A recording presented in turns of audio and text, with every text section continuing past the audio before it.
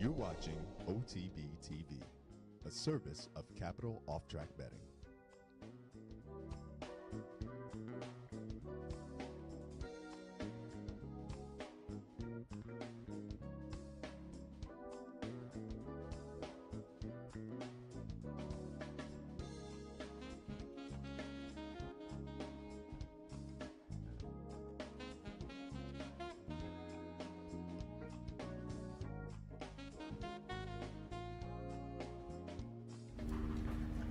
Good morning and welcome to Loose on the Lead, live from the Saratoga Backstretch on this Sunday morning. Seth Merrow and Steve Bick, and sitting in between, Lenny Schulman. And happy to have you back, Lenny. We touted you as being on Friday. I don't think I got to see you as there were technical difficulties, but I said, come back. I have learned a lot in the last 48 hours, Seth. It's a good thing we put it off till today. Yeah, very good. What have you learned? Acquired a lot of knowledge.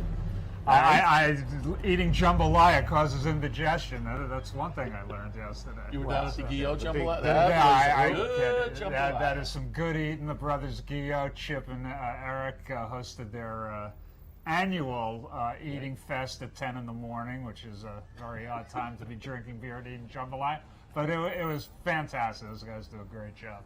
Yeah, we got in the cart and went down ourselves and enjoyed a little jambalaya. It was, and I think we've scheduled, we have to confirm it, but Dale Romans was down there too, so we may have a Dale-Eric duo in here on Wednesday morning.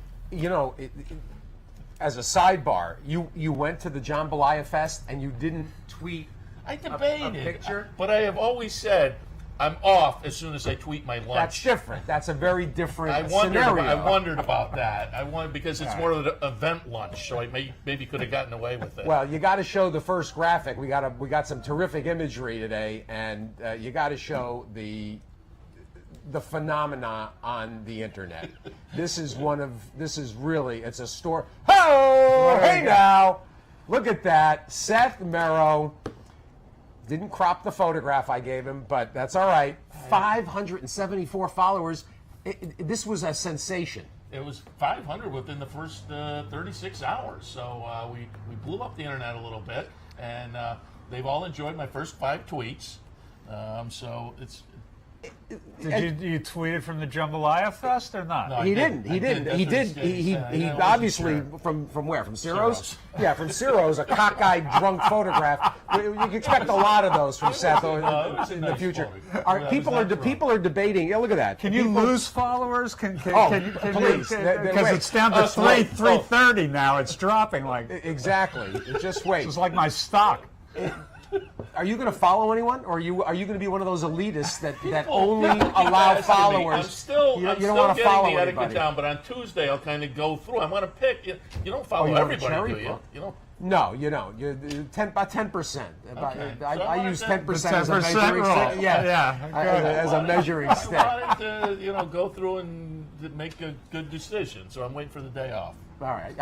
You don't strike me as the type that will buy followers. No, I'm not a buy follower person. No, robo. You might sell a few followers if you build up enough of an inventory. Seth might sell. But over on the front side, I've had a dozen people. I'm following on Twitter, so it's. What was So I do waiting something. For? What was I waiting for?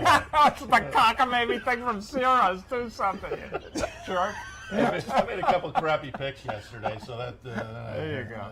Well, and you're not exactly. Pressure. You're not hardly a. I don't try to do social. that. When I get a follower, I think to myself, "Oh, are you going to be disappointed, buddy?" Because it's once a year. I think, "Oh yeah, that might be something I could tweet." I'm just not geared to it. Well, but you send off one-liners to Dice. Well, that's true. No, I'm mastering email now, so I'm getting there. Among many things that you've mastered. So no, I don't do a lot of tweeting, but I try to let my writing speak for itself. Well, for those of you that aren't aware, Lenny actually writes about the sport in Blood Horse. if you're one of Well, you're not aware because you don't get the subscription, I'm sure. So who wants to subscribe? Yeah. It's on the internet. Who for free. wants to read about Steve Bick in the magazine? I would have read that. Why don't you? Oh, wait a minute.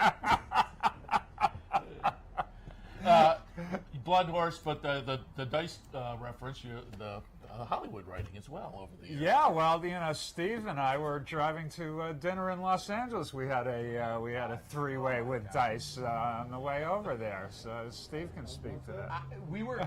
I was Three-way, I said. I was taking Lenny to the Del Rey in Pico Rivera, which is my favorite joint. Fantastic restaurant. And he goes to call Dice, who he's been writing for and has been friends with for decades, and he puts him on the speaker.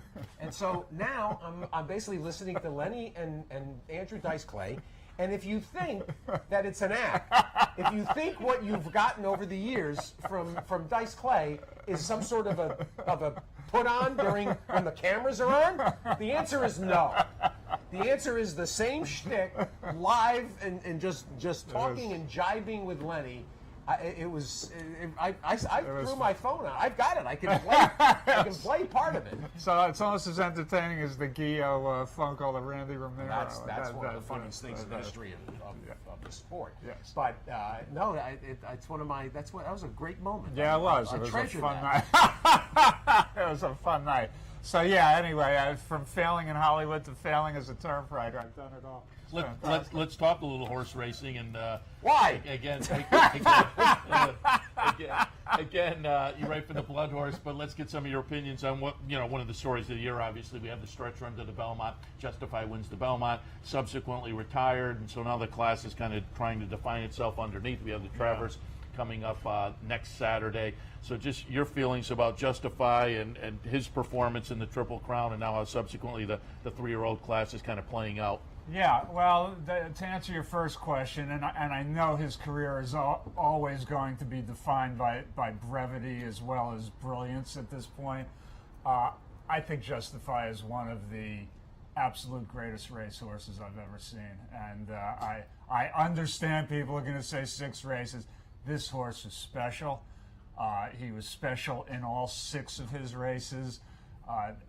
Looking at him, you could tell this was an animal that has something going on beyond his talent as a runner.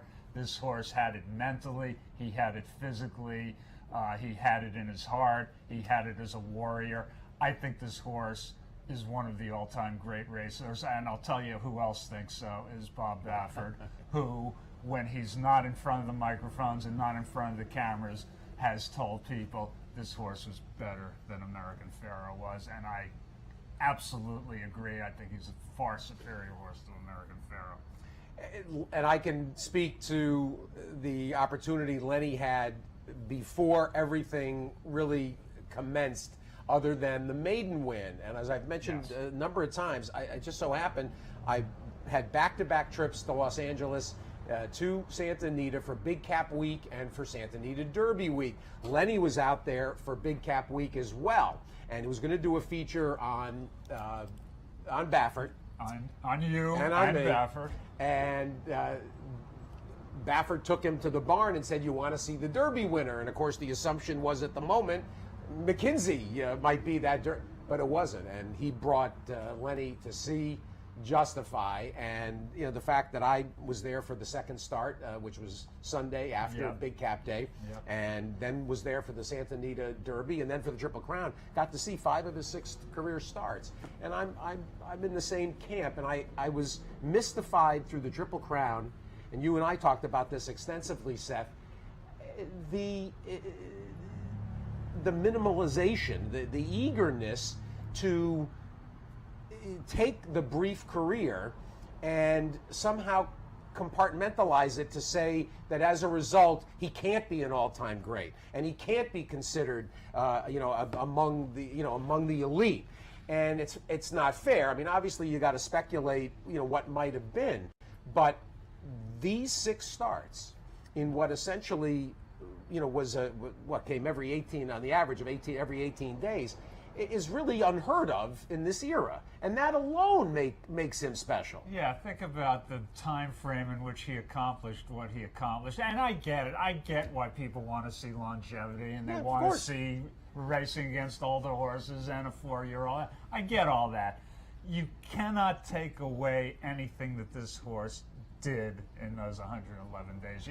You just can't. And I'll confess something here. Because of my early union with Baffert and that horse. I always felt something special with that horse, and I've signed with a literary agent to shop a book that I'm proposing on Justified. Oh, tremendous! So I am kind of prejudiced about this, but I've written 3 chapters. I've written a 50-page proposal.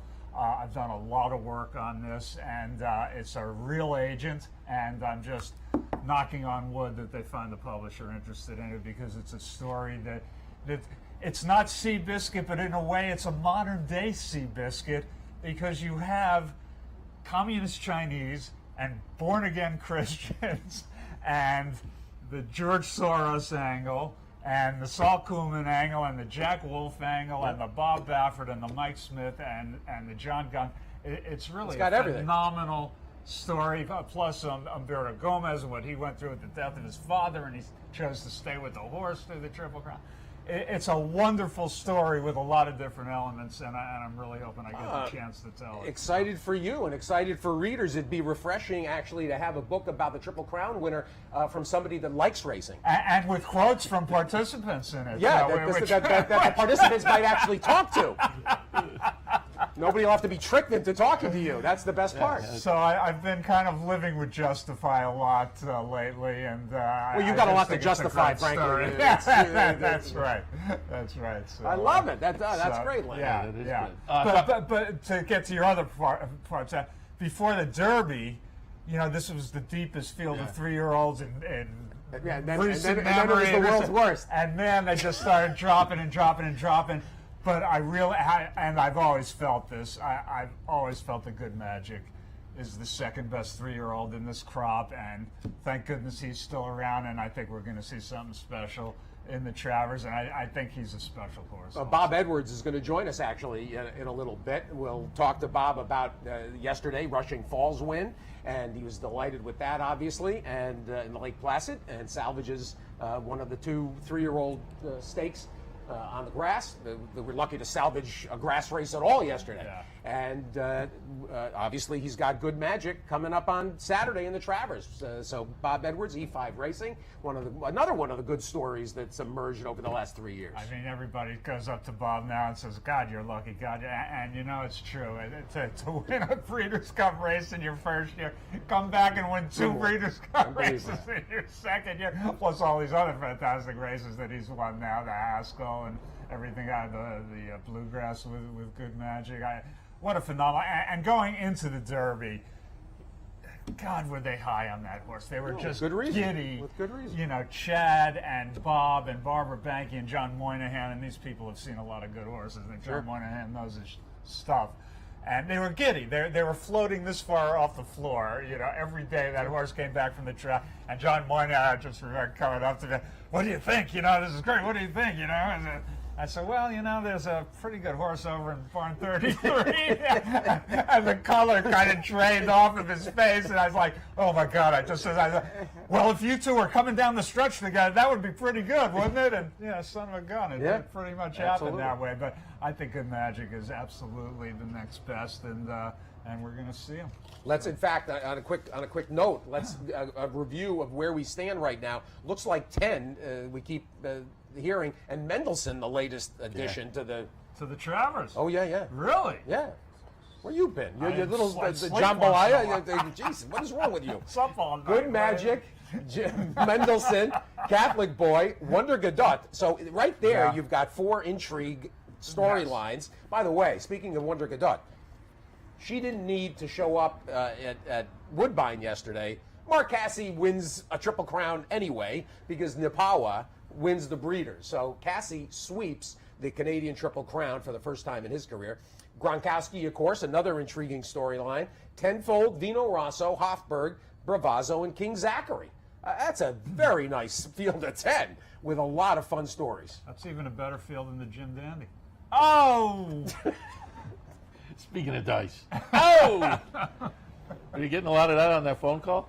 A little bit. No, there wasn't a lot of that. But that, I think you said the right word. Very intriguing. I mean, 7 of those horses have major exclamations or question marks. Hofberg, certainly everybody's waiting to see, You know, if he can put it together. Gronkowski after the Belmont coming back from that. Of course, the filly. Catholic boy, is he a dirt horse? Is he a turf? Can he do it both? Can he do it all? Right. Mendelssohn, can he do anything at this point? And Good Magic, who, you know, it's looking at the ahead to the Breeders' Cup Classic. You have to figure there's a lot of intrigue there also with the John Sadler horses and what they can and can't do. You know, Good Magic stepping up against them. It's very interesting. On that topic, do we want to look at that? Did we throw the Pacific Classic in? Yep. A couple of stories from yesterday, including that Breeders, the Canadian Triple Crown season ends. But last night, if you didn't see Accelerate, watch the Pacific Classic here, and he absolutely sits comfortably and then explodes without any ask. Joel Rosario, in the absence of Victor Espinoza, Ron Anderson, Johnny on the spot, you didn't even get a chance to see Accelerate sitting and just basically waiting for his cue. And I don't even think he got cued by Rosario. He basically just took him to the lead, and now gets shaken up, and that's it. That goodbye. Chart margin at 12 is a 2-5 favorite in there. Pavel runs second. Prime Attraction runs third. Dr. Door runs fifth in the field of 7, but yeah.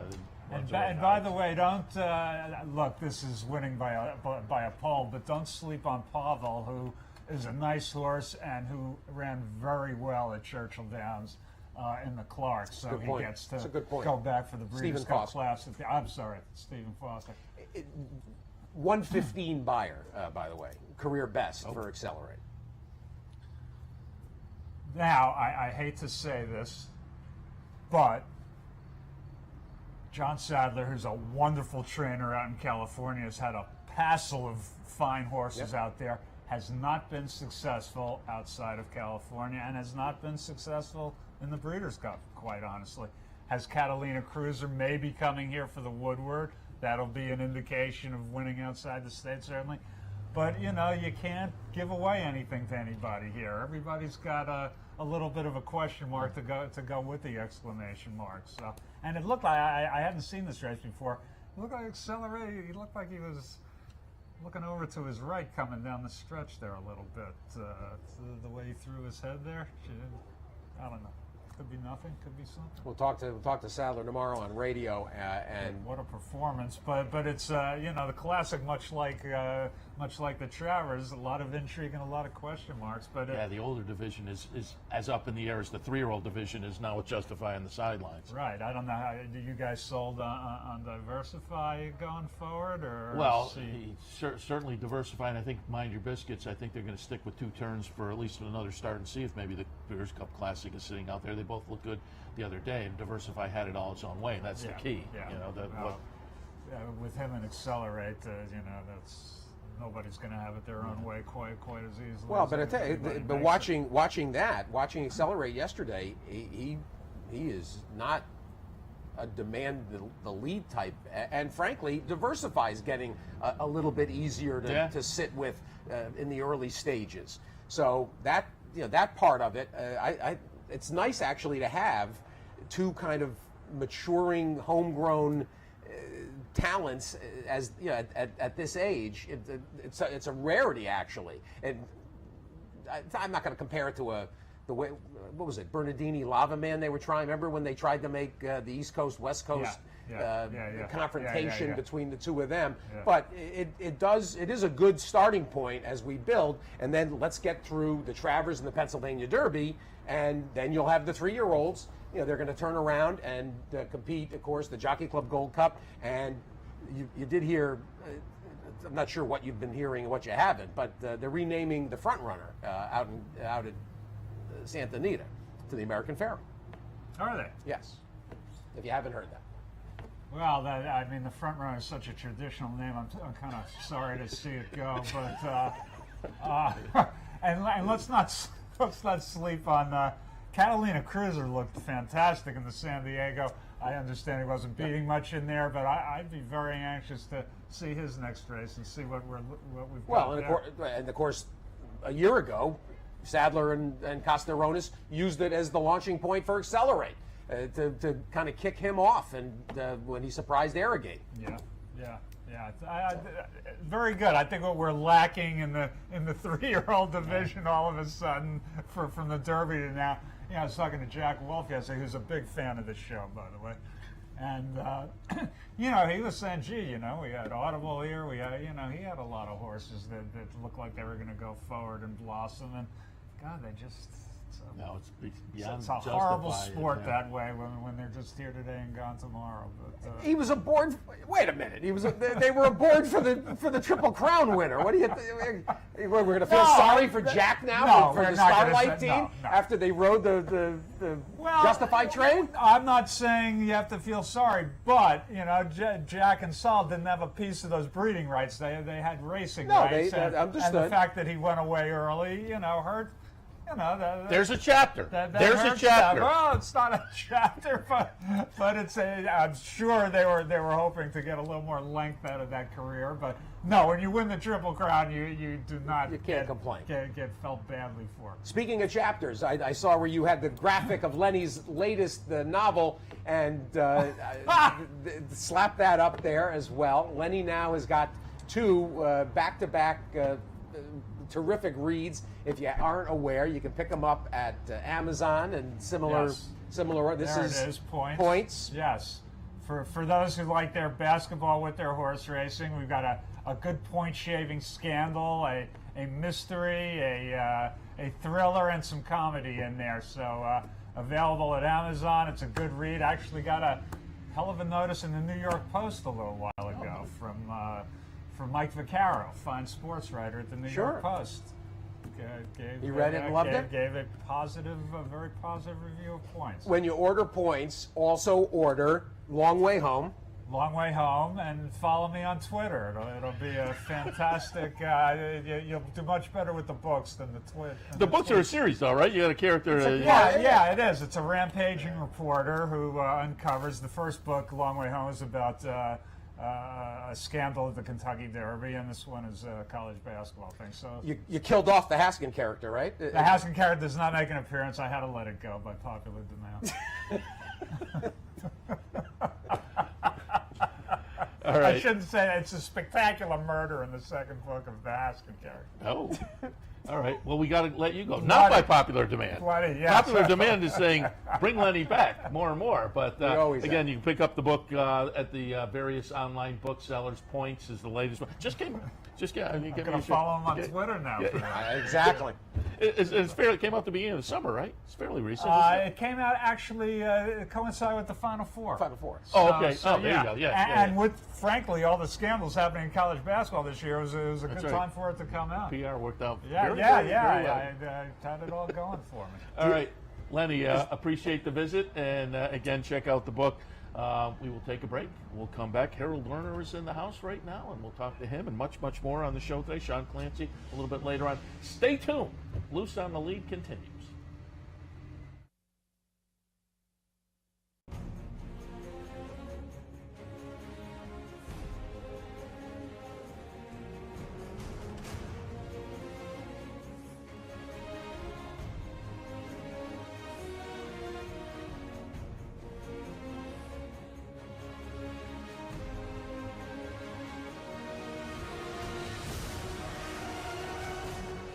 Sign up today for Capital OTB's handicapping series and plan your trip to Las Vegas. The backstretch workers are the heart and soul of what we do. They're the backbone of the industry. People on the racetrack are very giving people. It's a very oppressive community of people helping one another. We see it all the time.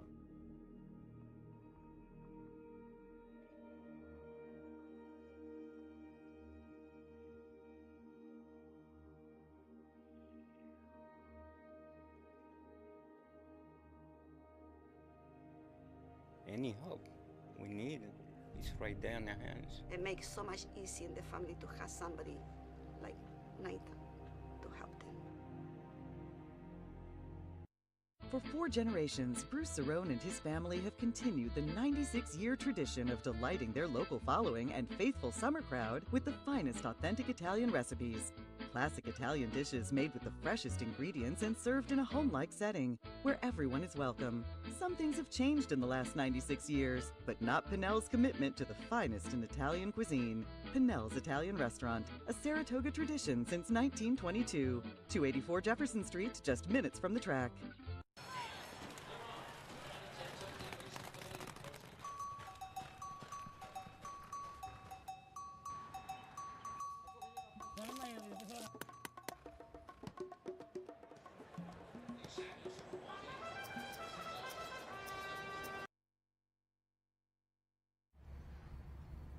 We're back on Loose on the Lead on this Sunday morning, bright, sunny, and really a gorgeous day on tap. And yesterday, one of the, I would say, most exciting days in Harold Lerner's life. Been on the racetrack and been involved around the game from every aspect as a bettor and as an owner for a long time. And the biggest win, on Alabama. Harold, cannot tell you how happy we are for you and Anthony Beck and everybody involved. Thank you. Thank you very much. Well, you've been involved with Kenny McPeak and with Gary Contessa as your trainers. You've spread some horses out of late, I notice as well. But talk about the satisfaction of winning a race like the Alabama. Well, it's a great race with a lot of history. It's just an incredible thing to win a Grade 1. And to have a horse like this is really very special. It's a tremendous gift. Kenny liked this horse early on. Mr. Beck withdrew him from the Keeneland sale, and Kenny went to him, and we wanted to know if we could buy her. So Mr. Beck stayed in originally for half, and myself and another partner took the remainder, bought the remainder, and I think we felt as soon as Kenny got her ready to run that she was a horse with some real ability, and she had a maiden breakthrough down at Oaklawn, came back against non-winners of one, and ran a huge race. From that point on, we really felt we had a really nice racehorse on our hands. And of course, we've run against Mama Moy's Girl 3 times and kind of only saw her rear end. But yesterday was special. We knew if we got the right pace set up, going 1.25 miles, that she would be okay for this race. And Jose was just fabulous riding her. He followed Kenny's instructions to a T. And when he asked her, she went, and I was amazed that she won by the margin that she did. Yeah. I thought it'd be a real battle down the lane, but once she struck the front, she just kept on going, and what was your confidence level, though? Because as you're watching the replay, her Chiclet is almost off the screen for much of the race and down the backstretch. But were you looking at the fractions and saying we're fine? Yeah, once I saw the half, I thought we'd be in pretty good shape. She was far back, I think 15 and a half lengths when I looked at the chart. But when she started to pick up horses, I felt pretty confident. To me, it was a question of, I hate to go wide on this racetrack. I mean, I always tell people, you go wide 4-5, you're going to lose a lot of lengths. But Jose just, he just did everything correct, everything right. He's a great rider. He's got great hands. He's got so much talent. He's such a smart guy. And, just watching her go down the lane, this was, I got to tell you, I've been betting horses since I'm a kid, 16, I'm 73, been doing this a long time. When you see this, the satisfaction level is just incredible. And we're very fortunate to have a horse like this, because there are a lot of people that put just a ton of money into this game, and we've been very, very lucky to be able to buy some nice horses with, I'll say, a reasonable amount of money. Kenny picked her out, Kenny's trained her, he's done a great job with this horse. We've been with Kenny about 6 years. We've been with Gary 12 and a half years. I have some horses with Jeremiah Englehart now. We got, just really excited. We got a few horses that can run, and I think this becomes the satisfaction and the payoff of being in the game. It's a big learning curve as an owner when you first come into the game, but we're having a good time, and we're very fortunate. We talked about the amount of money you put into the game, and you know, comparatively speaking, kind of reasonably priced horses. But talk about you originally getting into the game, because I think people will be interested in that. You won the lotto, and not just the lotto. I think at the time you won it was the 5th biggest prize ever. I think we have a shot of you and your wife holding up the big check. So immediately did you think, hey, being a lifelong horse player, I'm getting in. Now I have some money, I'm getting in. Well, it's interesting. There it is. Yeah, we call this the KISS. I don't blame you. Yeah, and we still have that. I tried to take that check to the bank, by the way, and it would not fit through the teller's cage. But Seth loves those checks. Seth is a sucker for the big giant styrofoam. I say, I want to see somebody bringing it into the bank. Right. Yeah. You know, on a personal level, we had a lot to think about when this happened to us. But after about 3 or 4 months, I said to my wife, you know, I want to get into the game, and she gave me her blessing. She's behind me 150% all the time. In fact, we had an incident not too long ago where McPeak called me. It was a horse in Brazil he wanted to buy. I said, Kenny, I'm all bought up already. So my wife said, who is that? I said, it was Kenny. He wants to buy a horse in Brazil for whatever. And she said, call him back and tell him you're in. So, you know, she's with me every step of the way, and it's a wonderful thing to have a partner in this game and to have somebody enjoy it right alongside me. We're just very, very fortunate. But as far as buying horses and being in the game, Gary was the first phone call I made. I had a lot of success with him. He's been great to me. We've won a number of stake races with him. At some point, I decided I wanted to spread my wings a little bit, and you know, wanted to race sort of outside New York in a sense. And I met Kenny up here about 6-7 years ago, and we got started. And he bought a horse for me for $10,000 at Keeneland, and we won a $50,000 made in New York bred right out of the box. So, you know, it's pretty good. And again, I see a lot of people put serious money into this game, and it's not an easy game, but I think if you stick to it, you're with the right kind of people, it works out, you know. So again, I'm very fortunate. We're very fortunate. I've got some great partners with me, and I've got some great horsemen with me, and I'll say it's all good. I just have to ask one more question about the lottery, because I always think that I have one set of numbers I play every week, and if it gets up to that 300 million or 400 million, I'll buy a ticket there too. But I always think, if you win one of those, do you ever buy a lottery ticket again? All the time. All the time. My wife has a philosophy that she won't play unless it's 100 million, and it's kind of strange. We don't have enough time on the show to go through the whole thing, but it's kind of strange how it happened. She used to be a smoker, so she'd go to the same smoke shop all the time, and she asked the guy at the counter how big the lottery was, and he told her 250, and she bought 2 packs of cigarettes and $20 worth of tickets, and the next day we found out that we were instantly very wealthy people. And then she quit smoking 10 years ago, so that's a beautiful thing. You know, that's a benefit of all of this. So again, we're lucky people. We really are. So it's a good thing. Harold, talk a little bit. 2 things. I want you to talk about your origins and interest in the game, and you know, growing up and you know, in a golden era really of the sport, and your philosophies as a player, and that element. When did you first start getting going? Well, first time I went to the racetrack, I was 16 years old, and I come from a family of horse players on both sides, my mother's side and my father's side. They were all horse players. My father's brother was a bookmaker who went broke because he bet horses. I mean, and that's reality, sure. You know. And I grew up as a kid in Brooklyn, hanging out in the pool room, and Walter Blum lived 2 blocks away from me, and I used to bring Ronnie Turcotte around to a place called Butcher's Bar and Grill when Ronnie Turcotte first came down to the States. Everybody knows Ronnie Turcotte. But I think the thing that hooked me was the first bet I ever made was at Roosevelt Raceway, and I won that bet, so right away they had me hook, line, and sinker. And everybody wins their first bet. Everybody wins their first bet. That's how they pull you into this game. But you're right about the golden age. I saw Secretariat break his maiden in his second race with Paulie Feliciano, which most people don't know. I've seen a lot of great horses over the years, Seattle Slew, Forgo, Secretariat, the list goes on and on and on. I've seen a lot of great riders, Manny Acaza, Barulio Baeza, so on and so forth.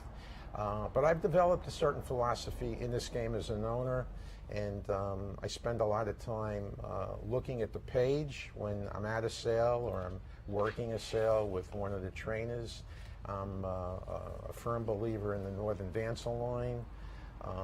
I love the Mr. Prospector, Razor Native Dancer line. I try to go back a number of generations and look at that. I love the Bold Ruler line, the Naz Ruler Prince of Kilownik, which produced Secretariat. I think a lot of people, I'm obviously a little bit older than a lot of the guys that are in the game now, but these are things that I look for. It's not an exact science, it's not a perfect science, but when I'm looking at horses to buy, there's certain things I want to see. I want to see some black type on the page, which is important. And in today's world, with the market on the rise, bloodstock market on the rise, you see just, 10 days ago, there were 4 horses that topped $1 million at the Phasic sale. That's not the kind of horse I'm going to buy. I like young stallions. I have a Will Take Charge New York bred colt named Red Zinger, who's run. He's got some black type. He's run third twice, and he's going to run probably in the next week or so. So I've got a mare that I bred back to Creative Cause. I like young stallions that come from strong families. But that's just my own philosophy. And by the way, there's a lot of people that know a lot more about this sport than I do. But I think if you become a student of the game, at some point you learn and you go from there. Were you into the breeding as a player, or is that part of the learning curve you were talking about earlier as an owner? That came a long time ago, because when you grow up and you see horses like Secretariat and Seattle Slew and Affirmed, you have to get to the point where, at least myself, begin to understand that there's a reason why these horses are what they are. I remember a horse named Carryback, who was a great racehorse, who had absolutely no breeding. Jack Price owned him. Had absolutely no breeding, and that's kind of something that doesn't happen too often. But I think in today's world, you look at a horse like Justify, what he accomplished in an incredibly short amount of time is mind-boggling. But I think all the parts are in the right place. Bob Baffert's a fabulous horseman, no question about that. So, again, I'm looking for things that indicate to me that I think I'm on the right track. And of course, Mother Nature takes over at some point. Sometimes these things don't work out, but we're trying to stick to the game plan. I bought a lot of yearlings with Kenny, and he's got a great philosophy. He's got a great eye for a horse. Been with Gary for a long time. He's got a great eye for a horse. We just started with Jeremiah, and he's also a great young horseman. So, right now we're feeling pretty good about things. Speaking of Jeremiah, let's go to tomorrow in the Evan Shipman. You have Pat on the back coming up in the Shipman. We're going to watch a replay of the Sagan down at Belmont that he won mid-July, July 13th. Nice race there. $500,000 in the bank for him and 19 career starts. Talk a little bit about the origins of Pat on the back and how you got that one, and what you expect tomorrow in the Shipman. Kenny picked him out at the Phasic New York sale a few years ago. We paid $70 for him, and I think we liked him right away. Broke his maiden up here with Dylan Davis. The day before, we won with It's Your Nickel with Dylan. He paid $60-some odd, and then we come back Monday and win with Pat. We paid $14. So that was my own personal daily double right there. It's a good one. Yeah, it's an excellent one. This is a horse that I think has really come into his own as a 4-year-old. I think he's really grown up now, and his last 3 races have been sensational. We gave Diversify everything he could handle in a commentator, and Diversify is a fabulous racehorse. I got to tell you, I was amazed how close we got to him. So this is a horse that has made 2 new tops, and I think if he can handle 2 turns tomorrow, things go well for us. Next step will be open company. And that's the plan. But I don't want to get ahead of myself. Tomorrow's a big day for us. We've had an incredible weekend so far. And I like to think that hopefully the beat goes on. You mentioned 2 new tops, and I have to ask you, you're a figures guy. What figures do you use? I'm mostly a buyer guy. You know, some people look at a lot of different things. They like Thorograph, they like the rag sheets. I have my own way of trying to figure out a number. I'm old school. I like to take the speed number and the track variant, which goes back to my roots as a kid, because there wasn't a lot to work with. And sometimes when I look at a race as a handicapper,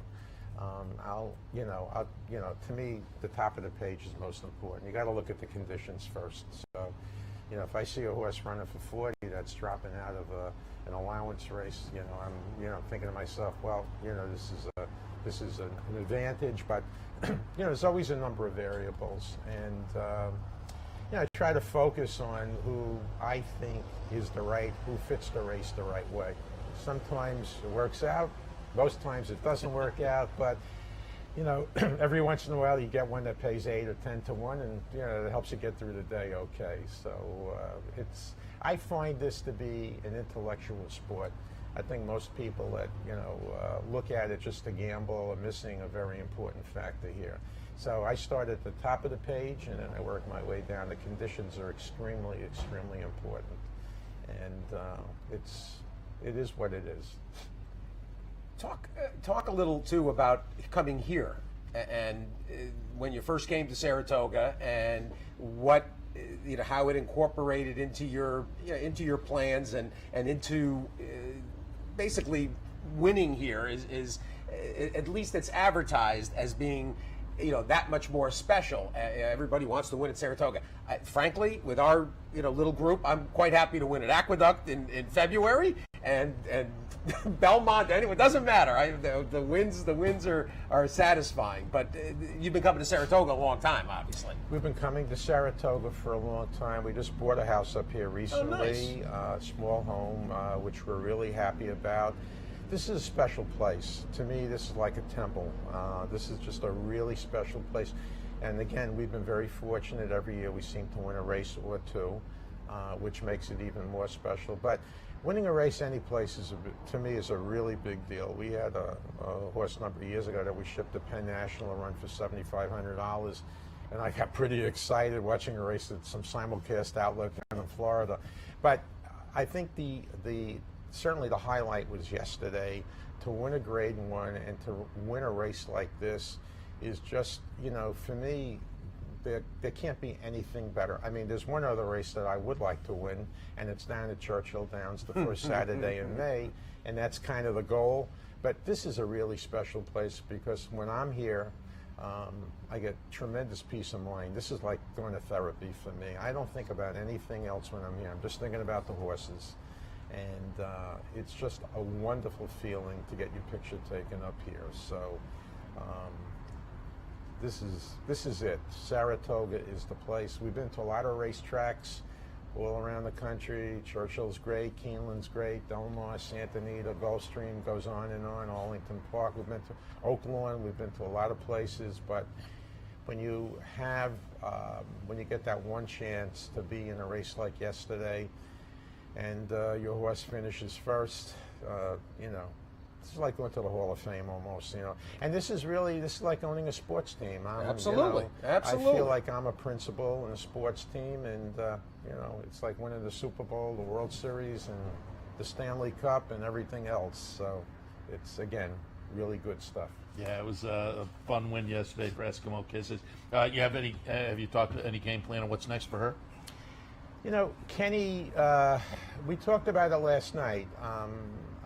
I don't think we want to run in the cotillion. That would be sort of a logical step. We have to meet a horse that's beaten us 3 times. Now we're looking at the Spinster, and the timing would be right. I think, without, again, getting too far ahead of myself, we're thinking Breeders' Cup right now. I think this horse has to have the right setup. We love 1.25 miles. The second dam is winning Collins. So all along we felt that she wanted to go a rooted ground. And I think the Spinster right now would be the way we would go. Kenny's has got a big farm down in Lexington. That's his hometown. If that's where he wants to go, it's really, I think, Mr. Beck's call to decide what's next. But if that's where we go, we'll be there with her. And if things work out, we'll just van her over to Churchill and see what happens after that. But right now, that's the plan. I just want to enjoy what happened yesterday because Exactly. it's, it's the cherry on top of the sundae. So it's good stuff. Grade one of the traditional big four up here. Too. And an element to this, the 1.25 miles, because as a handicapper, looking at that yesterday, that the 1.25 miles is the dividing line. And we spend so much time every year looking forward to the 3-year-olds going 1.25 miles, and it's the first time they're going to go, unless it's a horse, unless you have the horses from Dubai that went, 9.5. And on paper, she wasn't, quote unquote, competitive. She was giving away 4 or 5 lengths to everybody, to the main competition. But Kenny, to me, was a very big factor in this. There are few people, there's a handful of trainers out there that absolutely know and can project what their horse will do going a distance they haven't gone before. And Kenny is tremendous at it, turf or dirt. Whether it's Sarava or anybody else that he has stretched out, and Adigan and so on. I mean, he's done this repeatedly. 1 5/8 on turf and things. So when he said this filly wants every bit of 1.25 miles, it really meant something, I thought. And that's why there were some people, I picked her third and I bet her and used her on all the multis. You take Kenny seriously when he says that. Every trainer loves their horses. But that went from him, to me, it means a little extra. Well, I think the big factor is, and something I learned early on, pace makes the race. If we get the right setup in some of these other races, we'd be a lot closer.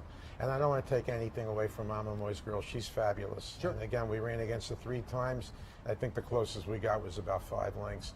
But, when you have lone speed in a race, and the fractions, I'll say, are a moderate or on the soft side, very hard to beat a horse with quality like that. It really is.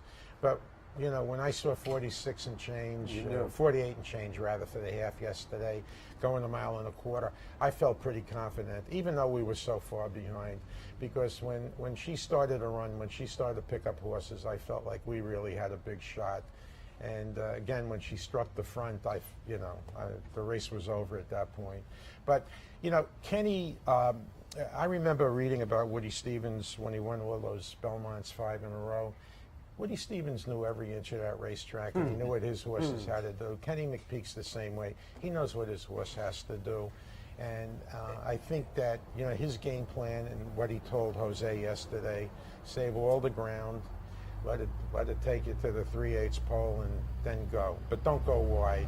And he followed those instructions perfectly. So I think, when you map out a plan, and by the way, once the gate opens, nobody knows what happens to the plan. It goes out the window sometimes. Yeah, no doubt. But she is a quality racehorse, and Kenny had the right game plan, and it worked out perfectly for us. Without the pace, we could be 4th in a race like this. If they go 49 and change, we never close on this racetrack, because usually a horse loose on the lead or soft fractions gets the job done all the time. And frankly, as the day was progressing, you had to be a little concerned that speed was holding the way it was. Yes, it was. And in fact, I think it changed. I haven't heard what Brad Cox has had to say, but it sure feels like with Figuerella's Queen, who had no business chasing that pace up close. She was an absolute mid. She wanted a mid-pack and come with 1-run trip. When I saw her up close, I thought they changed. They were worried about the way the track was playing, and she added to the pace. You knew that the Pletcher filly, Petey Bianchi, was going to at least be somewhat forward. Dale Roman said he was going to take back with Coach Rocks. Right. there were at least 3 horses that were going to be part of that pace, and I felt it had a collapse potential. And for that reason, Midnight Bisou, You, and Figuerella, for me, were the 3 horses that would benefit from a collapsing scenario. And You benefited most. You're going to be very intrigued, because I've been waiting for the figure to post. 100 buyer, Harold. And she becomes, what, only the 3rd 3-year-old of either sex to get a triple-digit buyer this season. So some of those questions people were asking you in the winner's circle about Breeders' Cup Classic, they may raise their head yet because the mile and the 8th isn't necessarily no, mile and ideal. a quarter would be better for her. Yeah, it may be a stretch to think about meeting the boys. I get it. I get you. But I'd like to buy Willow's trainers dinner one night, setting up the pace scenario for us. I'd be more than happy to buy him a bottle of champagne and take him for a good steak dinner someplace. Harold Lerner, winner of the Alabama yesterday with Eskimo Kisses. We wish you a lot of good luck in the Evan Shipman with Pat on the back as well. And good luck going forward with all of the horses. Appreciate the visit. Thank you, guys. So happy for you. Thank you so much. All right, we'll take a break. When we come, Sean Clancy is in the house. New York Turf Riders coming up on the steeplechase side. We'll hit on that and more. Stay tuned. Okay. Looking for a fantastic meal? Stop by Malcolm's, a unique farm-to-table restaurant experience. Located at 617 Union Street in Schenectady, Malcolm's offers locally grown fresh foods, mouth-watering flavors, an enhanced drink menu, and terrific service. Malcolm's is a sure bet during Saratoga season. Make your reservation today.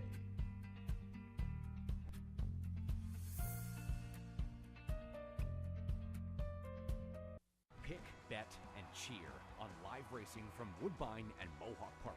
Thoroughbred and harness action. The wagers are just the beginning. Watch award-winning broadcasts covering both breeds, incredible battles contested over the most unique grass course in North America. Experience the full fields with over 130 thoroughbred and 160 live harness days. Get access to free handicapping material and join the ranks of Woodbine and Mohawk Park players from all over the globe.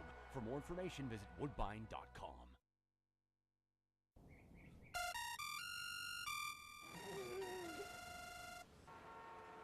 Come on. I want sales reports on my desk by Monday. Whoops. My bad. Love racing? RTN brings you every live simulcast on your home television, plus live video streaming and race replays on your PC and mobile devices. To order, visit RTN.tv. RTN, a breed apart. Visit Rivers Casino and Resort, the Capital Region's only destination for live table game action and the hottest new slots paying out millions.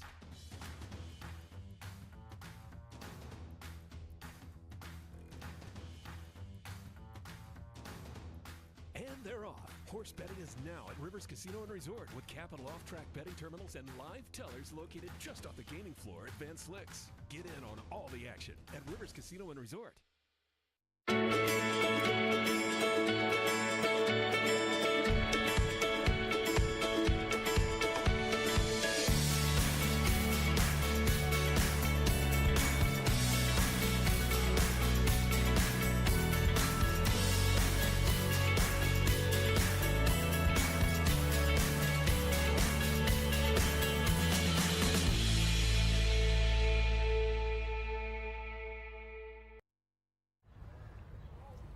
Welcome back to Loose on the Lead, live from the Saratoga backstretch. Seth Merrow and Steve Bick, joined now by Sean Clancy, because coming up this week, the New York Turf Riders. So we'll talk a little steeplechase. Before we do that, though, you brought a couple of what?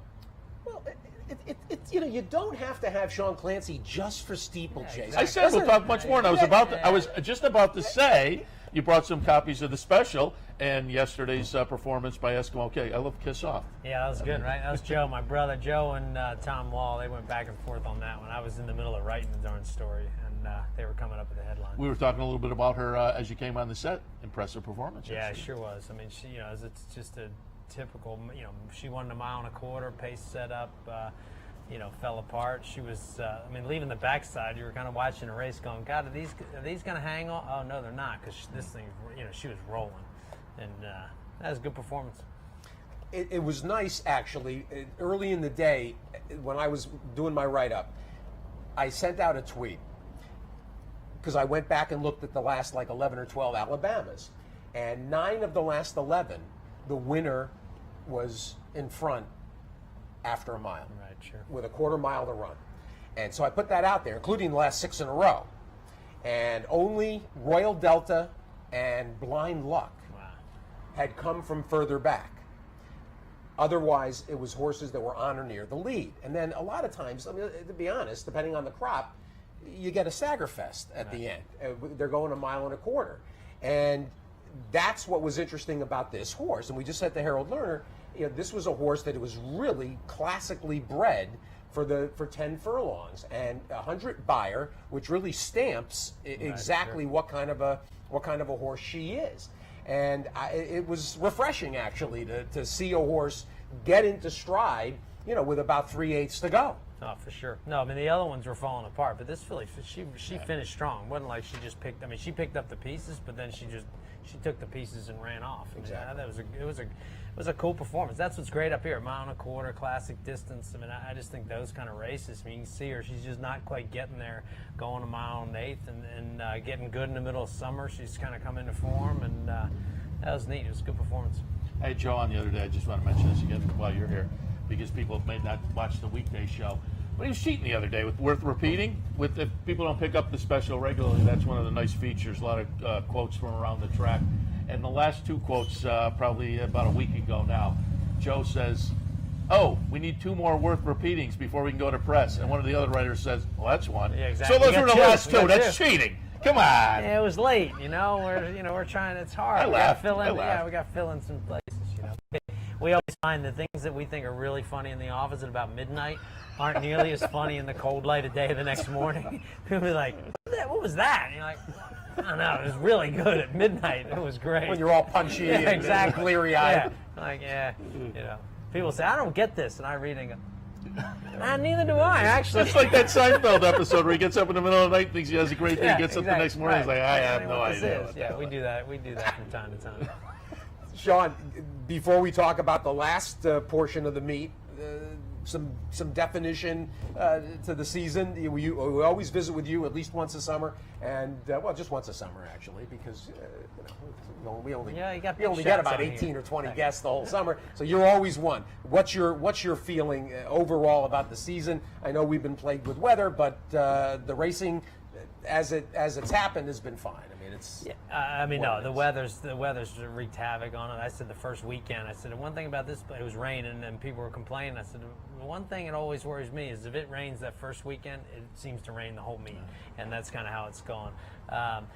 So that's been tough, but I mean, to me, I think it's been somebody complained. I mean, we have these super trainers and Chad Brown and guys like that are winning a lot of races. And I had a friend of mine, you're sick of these guys are winning all the races. And I rattled off the trainers who had won stakes at the meet, and it's gotten even more since then. Yep. But there was Carvajal and Wilkes and Tag and a whole slew of people, and it's still going that way. McPeak wins the Alabama, and so it's been. That to me has been Chuck Lawrence wins the Bowling Green, and that to me still shows that there's a ton of capable horsemen out there that can get a horse ready and point for a race and come here and still win. And, Hertler the other day was a popular. Hertler was great. You wrote a beautiful piece. Hertler was great. I mean that to me was a great highlight. But I think it's really important to keep that in mind because everything's kind of gravitating to these big stables, but when you stop and look. It's been refreshing to see the names, to see the trainers win stakes up here. Alejandro Memo, Brandon McFarland, Richie Vega, Lynn Ashby, who won a stake yesterday at Laurel. It's been. I saw somebody say something along those lines as well online, and I'll give you credit. Sean's got one of the greatest philosophies when it comes to the internet, which is just because they have a keyboard and wrote something doesn't mean you have to pay any attention to it. Right, exactly. Good advice. Yeah, a friend of mine was complaining about Twitter. It was like, oh, you just can't. I said, it is optional. I mean, you don't have to sit there and read this crazy train of madness. It is optional. And I mean, it upsets me. I mean, there's people on Twitter get there's the negative comments on Twitter, and people somehow think that's the majority of people's thoughts. You're right. It's not Absolutely the majority right. of people's thoughts. It's the majority of the people who want to go on Twitter and be negative about our sport or about situations. But it's not. Don't just because it's on Twitter think it's the majority of people's opinions. And I don't dare engage with a lot of it because once you start, you end up in this chasm of just madness. So I think that I just see it and I'm like, but this isn't the majority of people's opinion. This is just the majority of the people's negative people's opinion on Twitter. Well, and or the tendency, like the tendency is for people to complain loudest and longest. I mean, frankly, I read through and I wonder how many actually bet, how many actually are engaged in the industry, or how many are just disgruntled that they can't participate to the level that they'd like. I remember find years that ago when frustrating. before Twitter and there was those horse racing forums, there was a long discussion that went on for maybe 48 hours, a thread that went on. And one of the main participants was kind of like going at it, and finally wrote something to the effect of, sorry, I have to leave now. I have an algebra exam tomorrow I have to study for. And you realize it was like a 13-year-old or a 14-year-old. Right, exactly. And like nothing against 13 or 14-year-olds, but it just put a perspective on the whole thing. No, I mean, I think in our game, it's very easy, and it is part of it. You're gambling, handicapping, watching the races, and it's your opinion, and that's part of it. But I think sometimes we do forget that the people who are getting knocked, they're actually the ones that have stepped up and put their neck on the line. They're the jockeys who are riding, and they're the trainers who put their shingle out and tried to start a business and make it. And it's really easy for the people who aren't putting their money up, that have never they don't put their name out there. They don't try. They haven't taken any risks. It's very easy for us to sit back and complain or critique or criticize them. And a lot of them don't know what it's like back here. I mean, I always say the most amazing thing, the general public, they'll pick up the form and they'll go, well, what's Shug running this horse 7/8 a mile? What is he, crazy? This thing wants a mile. What an idiot. What's he thinking? And they don't know that Shug's put the horse in 10 times at a mile. The race hadn't gone. And he finally goes, I just got to run the horse. That happens so often. I think that's one of the biggest misconceptions in our game. If you asked every trainer, if you take any race and say, is this the race you want to be in? Most of the time, they'll go, well, no, I wanted to run last week in a two-turn race that it didn't go. I wanted to run this, it came off. I wanted to run here because the owner came to town. I had to run. I mean, there's so many factors, and I think it's really important to remember that. And I think there's guys out there. I wrote about John Hurtler. I mean, John Hurtler is one of the greatest lessons in life, and just to watch what he goes through on a daily basis, to come out here and keep training horses and doing it the way he does it and try that hard, and he wins a race at Saratoga, and his stats stink and you can see it, but before you get too critical, look what that guy's going through, and he's a lesson for all of us. I think it's really important. He's an inspiration to everybody. It's really important to look at a guy like that and say, wow, this guy's he's still at it. He's been in it for. He was working for P.G. Johnson as a kid. He's still going strong, still trying hard, and I think you have to stop and make sure. Which edition was that in? If people want to pick up the archive, a couple of days day after, ago. probably Thursdays. If you go to the This Is Horse Racing website, and I have the special linked every day on the Equidaily page too, to the archive page, so you can always pick it up via the archive if you don't come to the track or around town and pick up the hard copy. Now, I'm on a soapbox, but it's like I think it's important to realize how hard everybody works and how hard they're trying to be successful. You're absolutely right, in this though, game. about not realizing it, because I still, doing this show and getting trainers sitting here, have them tell me things like, oh, I didn't even think about that. Yeah. One of the things I talk about occasionally with trainers is I don't think people realize it's not just training horses. They're not just bringing them over there to train in the morning. Being a trainer, it's a small business. Absolutely. They have employees and payrolls and a lot of other things that go into just the day-to-day operation that I think people don't consider at all. Right, exactly. No, I mean, most of them are horsemen and wanted to be around horses, and they find themselves dealing with payroll and workman's comp and owners and help and situations in different parts of it. So I think you just have to take a step back sometimes and kind of give them a little credit for putting their neck out every day, and they're the ones leading their horses over and taking the risk, and I think that's important to remember. that topic, we bring this up a lot and on the radio, and one of the portions of that includes horsemen that, first and foremost, when you get up every day of your life at 4 o'clock in the morning and are going to work with animals, you're already an unusual personality and an unusual individual. That responsibility is only a portion. It's become only a portion of the sport.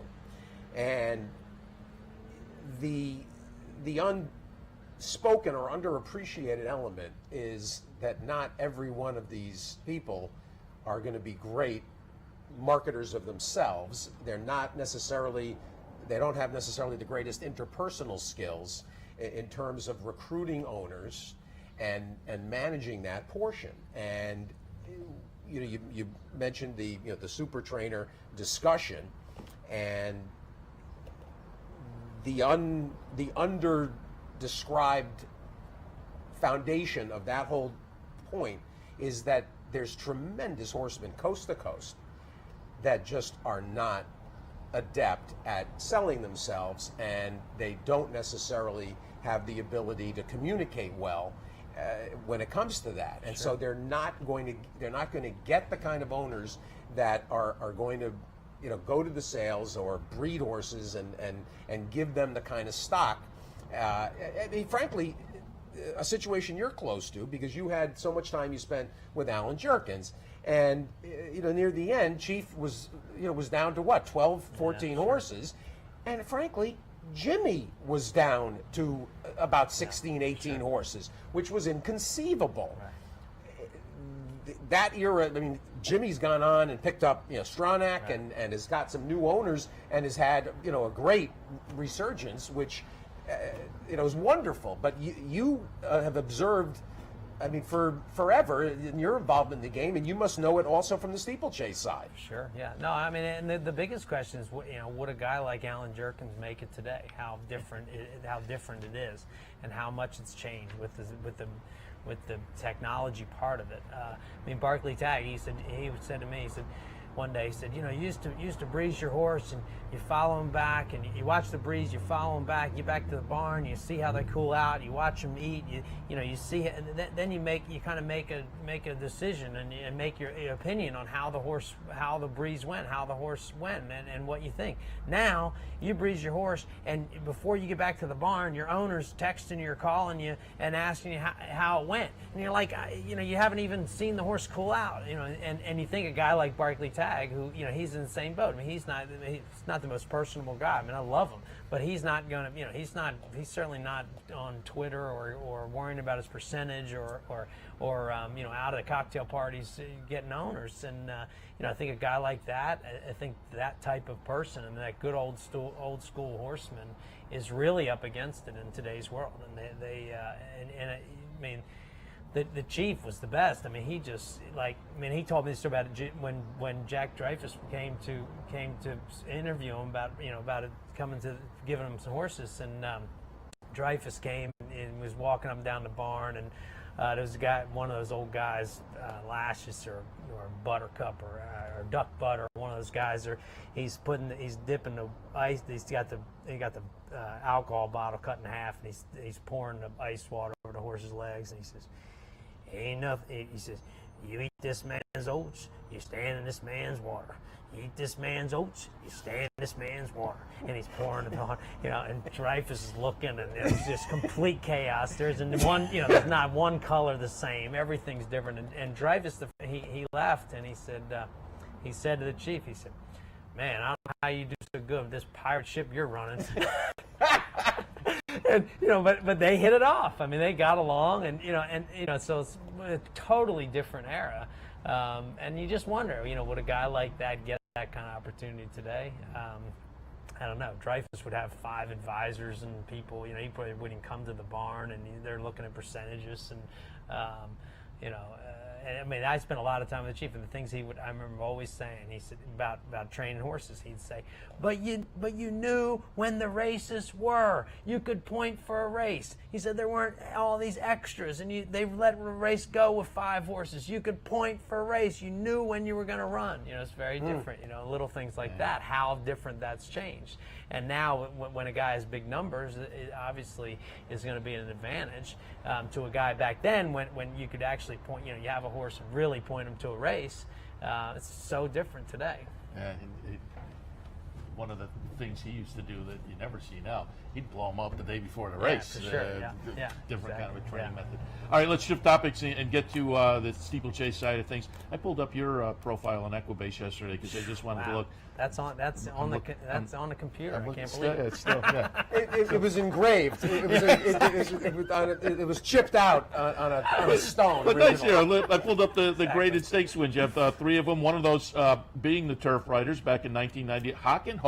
Hoken, yeah. Nice 1998. Couple wins on Pinky Swear, Rowdy Irishman, the Breeders' Cup Grade 1 back in 1997. Talk about some of those memories, some of those horses. Hoken was the best. I won the Turf Riders up on him. I rode Hoken as a 3-year-old for Leo O'Brien. He was a flat horse, and he wouldn't train. He came to Leo with this terrible reputation. They couldn't get him to train. And so I got on the first day, and Leo said, don't get in a fight with him. Whatever you do, don't fight with him. I said, okay. So what do you want me to do? He says, whatever he wants to do. I said, okay. So I tried to get the horse to leave the shed row. He wouldn't leave the shed row. He literally wouldn't leave the shed row. He'd slam on the brakes. I'd sit there. We'd walk around the shed row some more. I'd ask him to leave, slam on the brakes. A couple days, finally got him out of the shed row. We went down to the hill where they parked the vans, old baseball field. We had him, there was a couple little logs down there, and there was a strip of, there was a little drainage ditch, and they hadn't weed-eated it, so it was about 2 feet of kind of grass. It was just wispy grass. It was about 2 feet high. So we started popping him over little things. He got going. He actually kind of liked it. So I started schooling him over this little ditch with the grass, and he'd jump over it. And he got really good. And then we took him to infield Oklahoma, schooled him around there. He schooled great, but he was mean. He was by Trempolino. He was really aggressive. But about the middle of the meet, 3/4 of the way through the meet, I'm galloping on the baseball field, and he bucks me off. He was wild. He bucks and kicks and throws himself around. Finally, he bucks me off the top of the baseball field. And to this day, I mean, I've been bucked off plenty of horses. I'd never had a horse do this. I hit the ground. He slammed on the brakes and backed up and kicked me on the ground. He was double barreling me. I'm in a ball like this, and he's kicking at me. Wham, wham. It's just, I'm down on the ground. I'm going, go, and trying to get him away from me. Finally ran home, ran back to Leo's barn. So by the end, we ran him up here. He finished 3rd in a maiden race on the grass. He got training that well. So that was his 3-year-old year.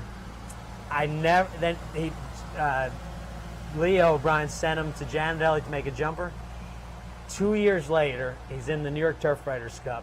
There was nobody to ride him. Everybody else had rides. He's the longest shot on the board against Lonesome Glory. I mean, it's a really good race. I was the only guy even remotely capable left that was still open. I begged Janet to let me ride the horse. I went down and raked her shed row, and she finally puts me on the horse. So the next time I get on the horse, from the time he was a 3-year-old at Leo O'Brien's, 2 years later, I ride him in the New York Turf Riders Cup. I'd never won the race. It was the biggest one I ever. I mean, I always wanted to win this race because it's right here at Saratoga, which is my favorite place. So I ride him for the next time. I hadn't sat on him for 2 years, and he wins the New York Turf Riders Cup by half a length over Romantic. It's just the best. That was pretty awesome. I've never heard you tell that story. That was pretty awesome. There's one key there's a real key to horses and horses that are difficult and sour on training, and you hit on it, and that is to do something different with them. They get bored. The smart ones, they're standing there in that stall 23 hours, and they get disgusted. And when you show them something new, exactly, and when you give them something that's a challenge, they'll respond. And I've heard that story so often. And when you show them a new way and take them on, you take them out across the street, out in the trail ride, and well, I mean, even in something like romanticized, like the Seabiscuit story. Sure. I mean, he had gotten sour, and That's what a lot of people say. That's why they come out to Clare Court. Yeah, exactly. It's a Just little give bit them of a something different. Something different to look at. Leo schooled everybody talks about 4-star days, longevity. A lot of it was schooling. That horse jumped every summer up here. We'd school him in the infield, jump him over little stuff. He was close to running over hurdles. He was about, if he didn't win, it was 1 year, he's about 6 probably. 6 or 7, and he hadn't run very well at Belmont. Leo was seriously thinking about running him over jumps. He loved to jump. Really good jumper. Just picked his head up, gave him something different to do. Yeah. He loved it. You could have added to that 8-year record. Yeah, a couple more years over the jumps. Yeah, that would have really been. Yeah. Well, and they're natural jumpers anyway. I mean, we see it with shadows, and you'll see it with puddles, and they'll do it. They'll do it instinctively, and that's why with the carrying on about the diving horses, about the horses that they're trained. They do it in the wild. They'll get up on the thing and they'll dive into ponds and stuff. It's sort of in their makeup. They love it. It gives, if it's the jumpers, it gives them something different to do. Especially flat horse, it's pretty routine, pretty mundane to go around and around every day. So especially up here, you have room to be able to do something different. Let's talk about the Turf Riders coming up this weekend. We'll go back and show the AP Smithwick beginning of the meet. It's going to be number 7 Show Court. Pulled up the Equibase info on it. Had a workout the other day down at Monmouth for Arch Kingsley. Well, that's where he's based. Another former jump jock, but a nice win by Show Court in the AP Smithwick. And you think of this almost as a prep race, but because of the distance, it doesn't really work out that way year after year. Yeah, the Turf Riders is very different. The AP Smithwick's 2 1/16. The New York Turf Riders Cup's 2 3/8, so it's very different. This was Show Court. He's a little better at the 2 1/16 than probably 2 3/8. He runs well fresh. I probably don't like him in the Turf Riders as much as here. Although I didn't like him before the race, so what do I know? But he'll come back here. He's been trained in Monmouth. Nice horse. He beat a horse named Iranistan. It was a horse of Shepherd's at novice that had won 3 in a row. He'd have a great trip that day. He was pulling like he does, and then he kind of got run off his feet in the middle of it. But later, I mean, I watched it. Originally the Smithwick was scheduled on Thursday. They breezed Iranistan the next day, 5/8 on the Oklahoma track. On the grass at the Oklahoma, and he worked it was a pretty stout work. I mean, and when he did it, it was only like I was wondering if he went too fast and did too much. Came back 3 days later. I mean, on the Monday when it was rescheduled, he might have just been a little flat there. I mean, he just ran a little bit flat. He pulled a little bit, and then he kind of came off the bridle and stayed on. Show Court got a great run up the inside. That helped him a lot. So this week, it'll be interesting to see if Iranistan steps up off of that or regresses. I would probably hedge that he's going to progress rather than regress, just because, like I said, I think that race was he had a mixed up schedule. I think that breeze might have taken a lot out of him. That was also his first start over against Open Company, so he's a nice horse, live horse. I like him. And then this year there's a couple Irish horses coming over. Clarkham for Gordon Elliott, Gordon Elliott's the Chad Brown of Irish steeplechasing or European steeplechasing. He's bringing Clarkham, who won the Galway Plate, which is a very big steeplechase over there, and also a horse named the Game Changer, who's a 9-year-old veteran. They're coming over. If I had to say, I'm not sure they're the prototypical Saratoga horses. They're kind of an older chaser types. Might find this a little quick for him, but Gordon Elliott's very good. I mean, this guy he's absolutely changed the world over there. Wins races, leading trainer at Cheltenham, and he's Irish based, but wins a lot of races in England. So that'll be interesting. Those 2 horses coming over. Then a couple all the way. Jose, who's seen new member, won a novice stake. He steps into Open Company. Show Court to run back. And another was Optimus Prime. He's a European horse coming over. He'll make his first start. So it's an interesting group. It'll be the 2 Irish horses really make it, just to see how they're going to run. I mean, I think Clarkham's top weight. He's won 10 races out of 47 starts. He's a serious horse, but he'll find this, I think, a little bit sharp for him. He's been going the 2 3/4, 2 1/2, 2 5/8 in Europe, which is very different than a sharp 2 3/8 here. Sean, appreciate the visit. And again, we tell people to pick up the Saratoga Special around town here at the track, or go to thisishorseracing.com and get the online version every day as well, or check out the archives. We'll certainly be checking in as the week goes along to follow up and see as we get closer to the Turf Riders. But again, covers all the racing up here at Saratoga on a day-to-day basis from a little bit of a different angle. As we talked to you and Joe during the meet, it's a little more in depth maybe than you're going to get in the general dailies around the area. Yeah, exactly. We try to bring you the human interest story of the racing. We cover most races during the day in a little bit of a different style. Try to get the stories behind the owners, trainers, jockeys, horses. Appreciate the visit. That was fun. Before we wrap up, you wanted to hit on a couple things. Well, of course, yesterday, I hope some of you participated. The Lustgarten Foundation for Pancreatic Cancer Cure, and the weekend has now become really a honor and a tribute to the late Dominic Galusio, and one of my favorite pictures when Dominic won his 1000th, and Cornelio there, and Gary Gullo, and Dominic is missed every day by everybody, and especially resplendent in those outfits, those jackets of his. This has really become an honorarium in a way to his memory, and we hope if you weren't able to participate yesterday, the Lustgarten.org, every penny that they raise goes to cure pancreatic cancer. Last night after the races, a really lovely function across the street at the Hall of Fame, and a statue of Julie Crone, we've got a picture, was contributed and dedicated and unveiled at the hall, and you can go across and see it in the statue room, in the statuary, and here's the two families that ended up really kind of at the center of this, the Stinsons and from Fort Worth, and the Hovde Crones, and Julie, of course, in the center, Jay and Julie's daughter, Lorelei. And it's really a fascinating story. Linda Stinson, who was a creative director at a advertising agency for years, when she left that career, retired basically, she started to sculpt. The first thing she sculpted was Pepper's Pride. Michael Stinson, who has become a very major player with McGreevy. Tom McGreevy, it's McGreevy's new client, with Rick Porter out of the picture with McGreevy. And Michael is really forging forward with some major purchases, horses with John Service in the east and with Jerry Hollendorfer out west.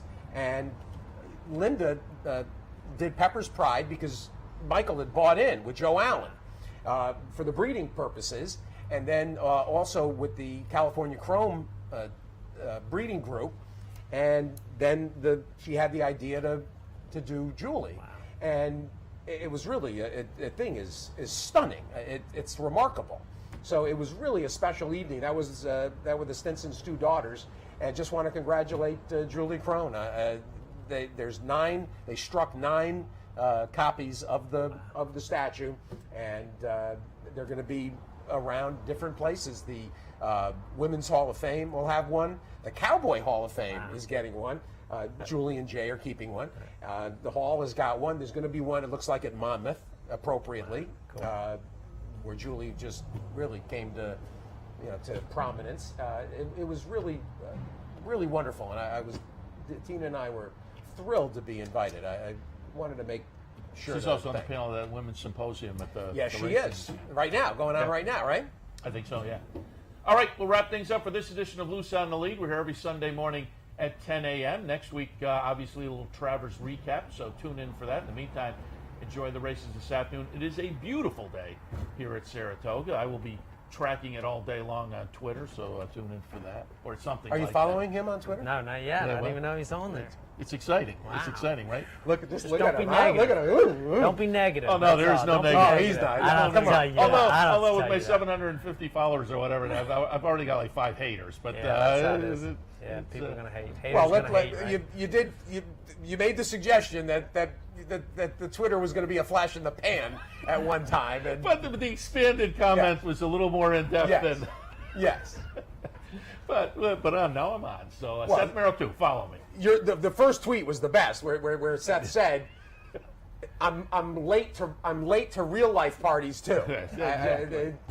I had to go with an appropriate tweet. That was number very one. good. And then tweet number 2 was a blockbuster. The people didn't see the Dave Johnson is going after a video game company for using his likeness. Hysterical. It's like, what? Wait a minute. It's clearly the same picture. Well, the funniest. Did you read the responses to your tweet about it? Yeah.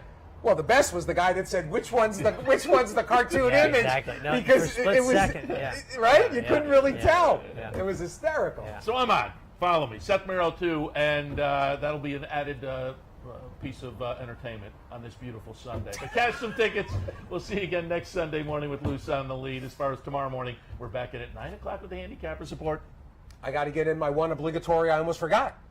Washington County Fair opens tomorrow. Come to Greenwich, the greatest county fair. Are you going to tweet about that? Maybe Haggerty was up in the press box the other day saying he wants to go to the Demolition Derby. Oh. So maybe Demolition Derby. We got when is Tractor that? Pull. What night is that? Demolition Derby, I think, is Wednesday night. Wow. Yeah. So It's maybe the we'll greatest cover it. county Maybe fair the there is. special Yeah, cover you it. come out. Yeah, it'd be good, huh? Cup of How crashing coffee. Exactly. How about the Racing Pigs? Oh, I haven't seen those yet. You never seen Racing Pigs? No. I bet on some, but... You do. Hofburg, we just got the word. Oh. Hofburg out of the Travers. With a fever. Breaking news, as it were. Probably came over Twitter. You should tweet it. All right, we got to wrap it up. We're late. Come back next week as far as here tomorrow morning at 9 o'clock. Enjoy the races this afternoon. You're watching OTB TV, a service of Capital Off Track Betting.